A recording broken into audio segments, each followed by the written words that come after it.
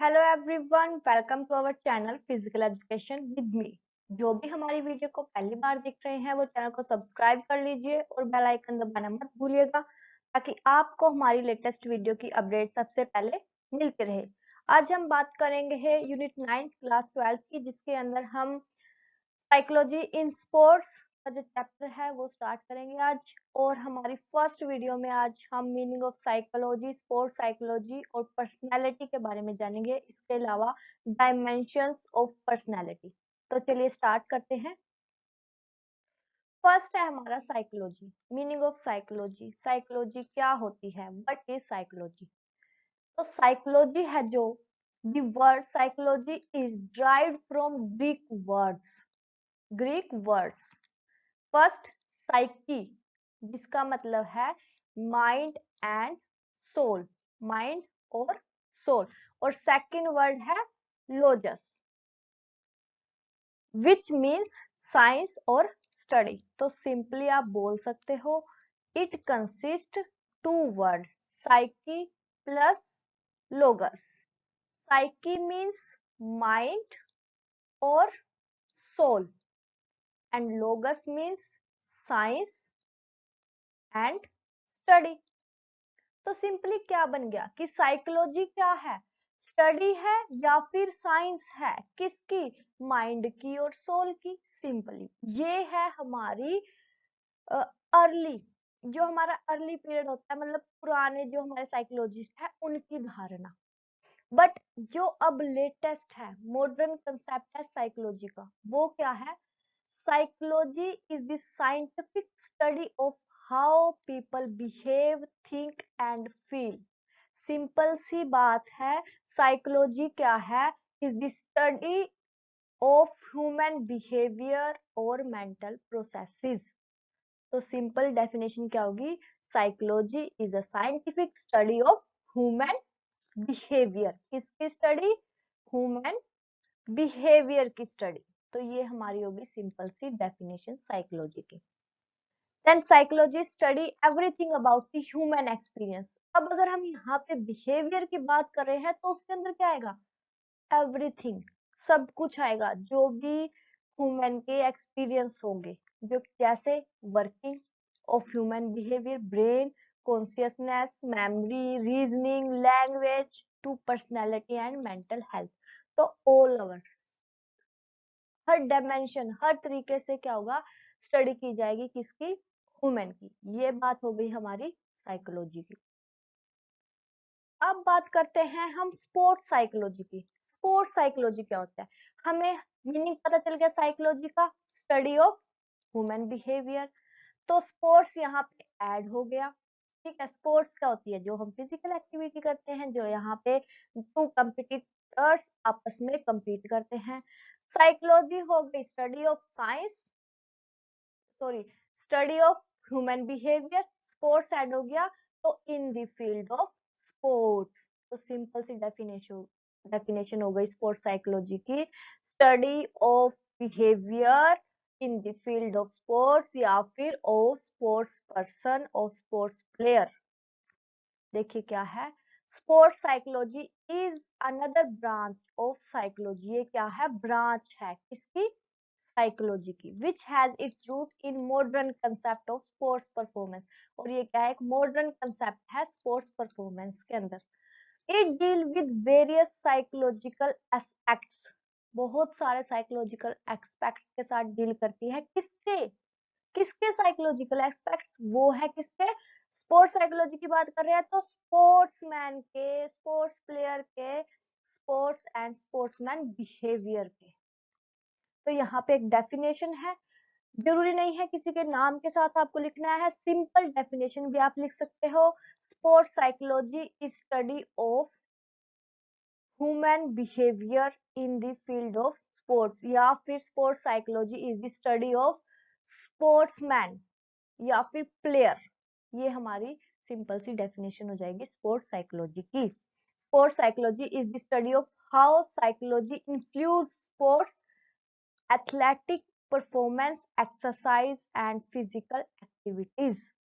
कि कैसे जो साइकोलॉजी है वो किसी प्लेयर की परफॉर्मेंस को, एक्सरसाइज को और फिजिकल एक्टिविटी को इफेक्ट करती है। तो according to John Luther, sports psychology is an area which attempts to apply psychological facts, principles to human behavior in field of sports. किस फील्ड में?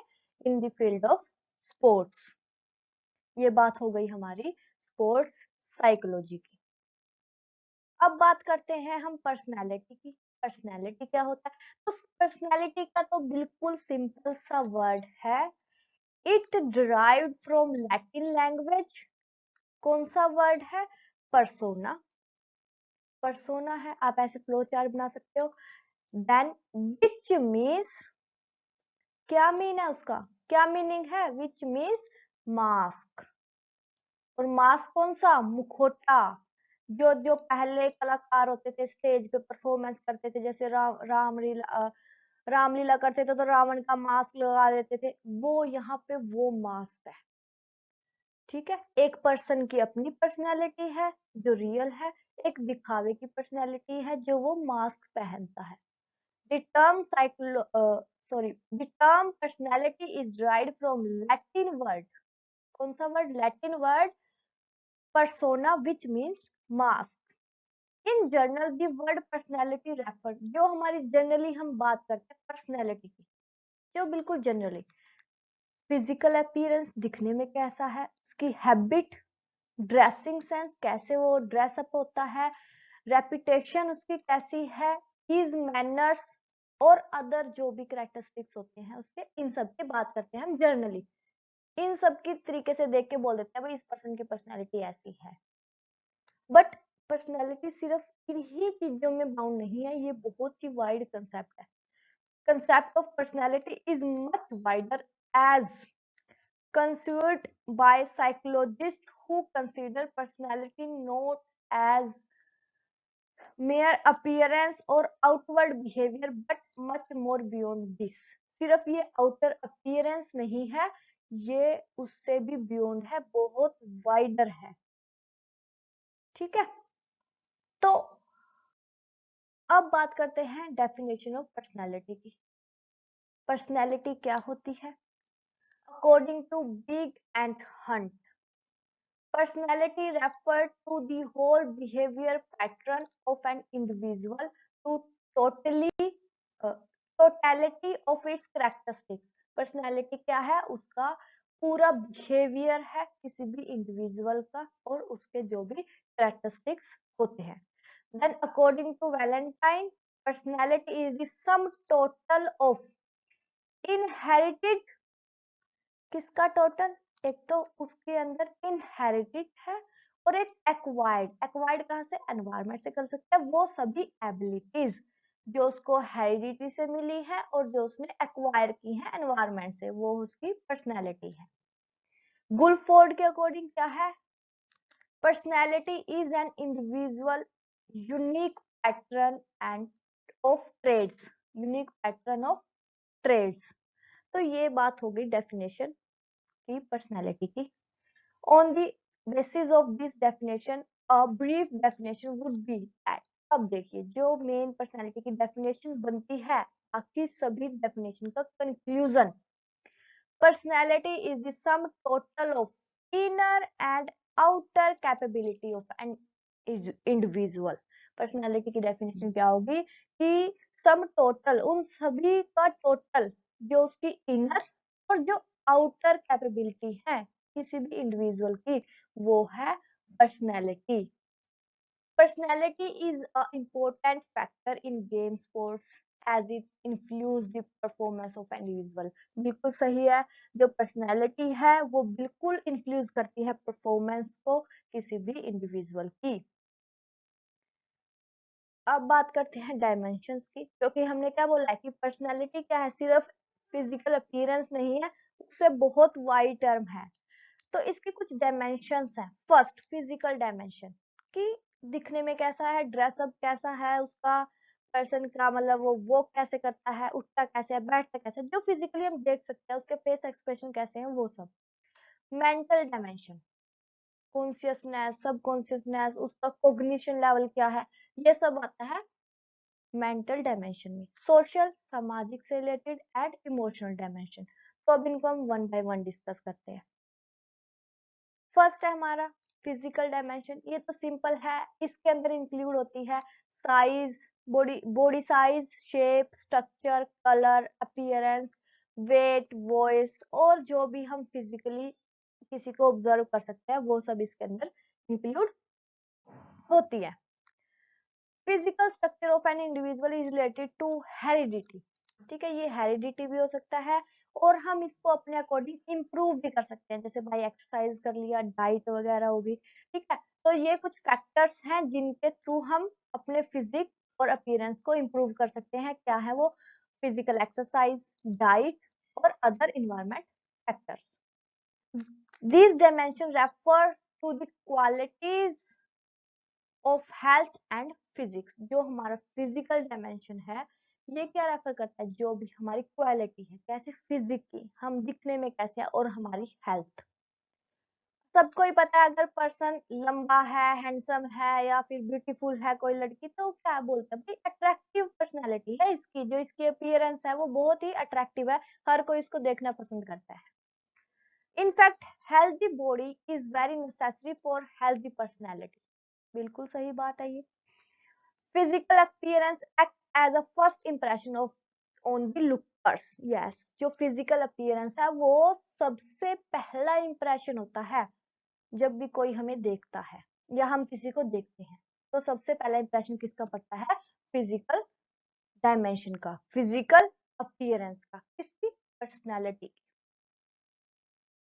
अब बात करते हैं इंटेलेक्चुअल डायमेंशन या फिर मेंटल डायमेंशन की बात करते हैं। इसके अंदर क्या क्या इंक्लूड होते हैं? हमारी memory, imagination, learning, thinking, reasoning, हम कैसे चीजों को ऑब्जर्वेशन करते हैं, जजमेंट, अटेंशन, रिसेप्शन, इंटेलिजेंसी, और भी जो भी हमारा मतलब फॉर एग्जाम्पल जो भी हमारा ब्रेन का काम है वो सब इस डायमेंशन के अंदर इंक्लूड होगा। Ability to make adjustment to various situations, हम कैसे अलग अलग सिचुएशन में एडजस्टमेंट करते हैं वो सब इसके अंदर इंक्लूड है। Mental and intellectual capability of an individual help him in adjusting to new requirements and circumstances of life in a most appropriate way। जो मेंटल डायमेंशन है या मेंटल कैपेबिलिटी है किसी भी पर्सन की, वो क्या करती है? वो हेल्प करती है कोई भी नई सिचुएशन आ जाए, सर्कमस्टांसेस हो जाए, उनको एडजस्ट करने की, उनके अंदर अपने आप को एडजस्ट करने की, ताकि जो हमारी लाइफ है वो अच्छे से स्मूथली चले। Human being human beings have been bestowed with higher mental and intellectual ability compared to other living organism। ये तो बिल्कुल सही बात है, जो सोचने की और समझने की शक्ति दी है वो ह्यूमन बीइंग को दी है, सिर्फ इंसानों को ही दी है। अगर सब में होती तो आज जानवर हमारे ऊपर राज करते। ठीक है, नेक्स्ट है हमारी डायमेंशन है नेक्स्ट सोशल डायमेंशन, सामाजिक, सोशल बीइंग। हम सोशल बीइंग हैं, हम एक दूसरे से बात करते हैं, एक दूसरे के साथ रहते हैं। ठीक है, अगर हम सामाजिक नहीं है तो हम अच्छे से अच्छे से रह नहीं पाएंगे, जी नहीं पाएंगे सोसाइटी के अंदर। ठीक है, अगर हमें जीना है, कुछ भी नया सीखना है, तो हमें सामाजिक बनना पड़ेगा। Social dimension of personality include, अब इसके अंदर क्या क्या इंक्लूड होते हैं? सोशल बिहेवियर, सामाजिक, हम दूसरे के साथ कैसे बिहेवियर करते हैं। Social acceptance, social effectiveness, social ideas, social adjustment. जहां पे भी समाज की बात आ जाए, हम दूसरे के साथ कैसे बातचीत करते हैं, दूसरों के साथ कैसे रहते हैं, दूसरों के साथ अपने आइडियाज कैसे शेयर करते हैं, दूसरों के साथ एडजस्टमेंट कैसे करते हैं, वो सब आएगा हमारी सोशल डायमेंशन में। If N individual is isolated completely from the society, isolated मतलब दूर होना, he will not be able to survive for long। Isolated मतलब दूर होना। अगर कोई इंडिविजुअल, मैंने आपको पहले भी बोला है, अगर कोई इंडिविजुअल सोसाइटी से दूर होता है अपने आप को आइसोलेट करता है सोसाइटी से, तो वो ज्यादा समय तक सरवाइव नहीं कर पाएगा। Undoubtedly, social ability is very important quality of human being. The manner in which he interact with other members, ठीक है, सोसाइटी में क्या है, एक दूसरे से इंटरेक्ट करते हैं, हैप्पी रहते हैं, फ्रेंड्स बनाते हैं, तो ये सब आता है हमारी सोशल डायमेंशन में। लास्ट आता है हमारा इमोशन डिमेंशन। इमोशनल डायमेंशन के अंदर क्या है, emotional dimension occupies a very important place in personality। बिल्कुल बहुत इंपॉर्टेंट प्लेस, मतलब बहुत ज्यादा इंपॉर्टेंट है हमारी लाइफ में, ये हमारी पर्सनालिटी का एक फैक्टर है, एक डायमेंशन है सबसे ज्यादा important. Emotion make our life interesting. Emotions है जो हमारी लाइफ को इंटरेस्टिंग बनाती है और dull. Emotions make our life interesting as well as dull. जो हमारे इमोशंस है वो इंटरेस्टिंग बना सकते हैं हमारी लाइफ को और डल भी। Happy as well as unhappy, ये डिपेंड करेगा हमारे इमोशंस पे। Emotions are present in each and every living organisms all the stages of development. ये हर लिविंग ऑर्गेनिज्म में है, हर स्टेजेस पे है, मतलब चाहे वो बच्चा है या बड़ा है या बुजुर्ग है, ये सब में मिलेगा।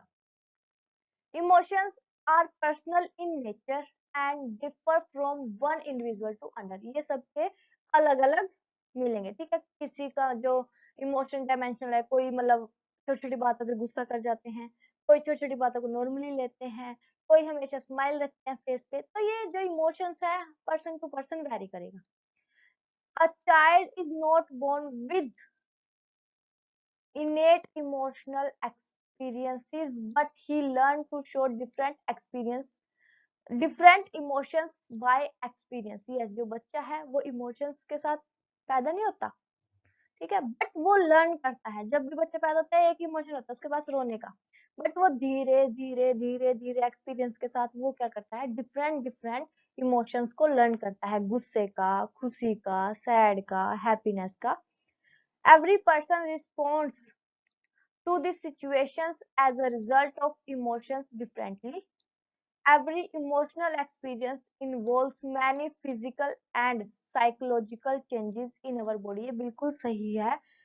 जैसे हमारा जब हम स्ट्रेस में होते हैं, जब हम स्ट्रेस में होते हैं तो हमारी बॉडी के अंदर कोर्टिसोल नाम का एक हार्मोन है जो सीक्रेट होता है, वो ड्यूरिंग स्ट्रेस ही सीक्रेट होता है। तो इमोशंस के कारण हमारे फिजिकली, साइकोलॉजिकली और फिजियोलॉजिकली चेंजेस होते हैं हमारी बॉडी के अंदर। तो आई होप आपको बिल्कुल अच्छे से समझ आ गया होगा साइकोलॉजी क्या है। साइकोलॉजी क्या है, study of human behaviour. Sports psychology क्या है, स्टडी ऑफ स्पोर्ट्स प्लेयर, ठीक है। एंड पर्सनैलिटी क्या है, ये ऑल ओवर पर्सनैलिटी है। इसके अंदर 4 डायमेंशंस है, फिजिकल, मेंटल, इमोशनल और सोशल। तो अगर आपको वीडियो अच्छी लगी है तो लाइक करना मत भूलिए, अपने फ्रेंड्स के साथ ज्यादा से ज्यादा शेयर कीजिए और सबसे इम्पोर्टेंट चीज अपना फीडबैक देना मत भूलिए, क्योंकि आपका फीडबैक हमारे लिए बहुत ही ज्यादा इंपॉर्टेंट होता है। आप हमारे साथ इंस्टाग्राम से भी जुड़ सकते हैं, फेसबुक से भी जुड़ सकते हैं और टेलीग्राम से भी जुड़ सकते हैं। जैसे ही यूनिट खत्म होगी तो टेलीग्राम पर आपको पूरी यूनिट की पीडीएफ वहां पर प्रोवाइड हो जाएगी। Thank you so much. Learn together and start from now.